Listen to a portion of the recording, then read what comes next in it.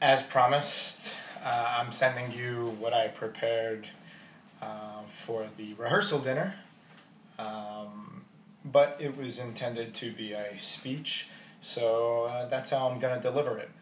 And I figured I would wear these sunglasses because they're just incredibly awesome. Thank you, Sean, for the gift. Anyone who's lucky enough to have a best friend knows that it changes you in magical ways. And best friends develop a certain kind of bond or rhythm where they bring out the best in each other.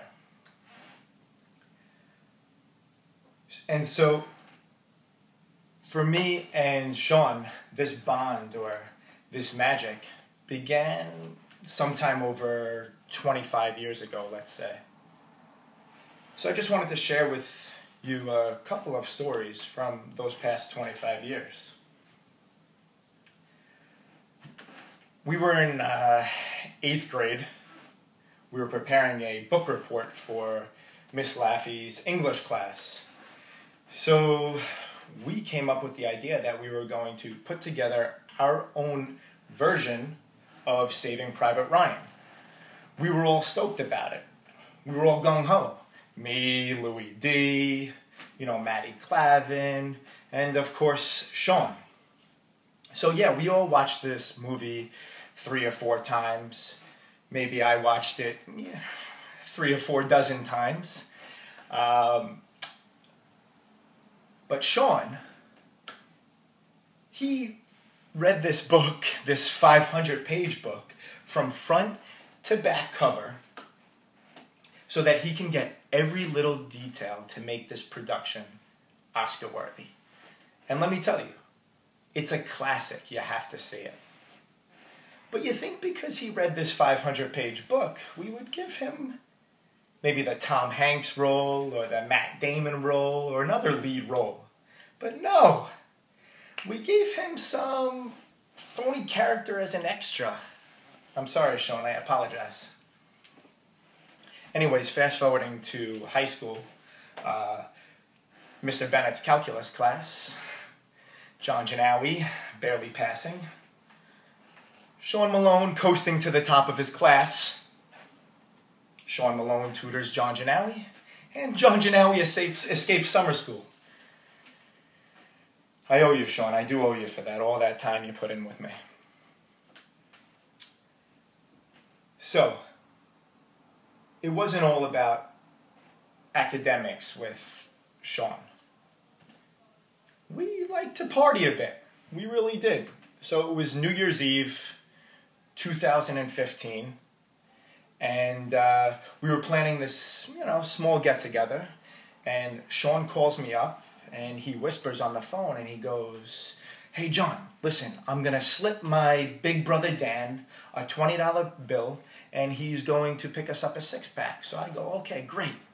And I'm on one end of this line of the phone, and Sean's on the other end of this line, and guess who's on the third end of this phone? Yeah, Sean's dad, Mr. Malone. And he's listening, and he's yelling, "Sean Edward Malone!" Hence, we didn't have our New Year's Eve party that night. But we did get a nickname that will forever live in the Malone household. 6-pack Janawi. And baseball. Me, Ed, Jeff, Sean, we all played varsity baseball for Severian. And it was the game to get into the championship game. And I'm pitching all right. And the 6th inning rolls around. And it absolutely starts pouring. And I absolutely start imploding. A single, a run, a double, 2 runs. I mean, the last inning rolled around and we were down 2 runs. And I hear, now batting, Sean Malone. And I'm in the dugout. I got my head between my legs. I'm saying a few Hail Marys. And boom! Sean hits a blast over the right field wall. Home run. And that was the year that the four of us went on to win the city championship. What a day, boys. What a game. One more story. I'm a New York City Spanish teacher, and I'm up for tenure. And I have to put together this glowing portfolio. My superintendent has to look at it, and it's got to include all this data. So I'm like, oh shit, what am I going to do? What do? You call Sean Malone. He crunches a few numbers, puts together a couple tables, a couple colorful graphs, and what do you know? Tenure. Muchísimas gracias, Señor Malone.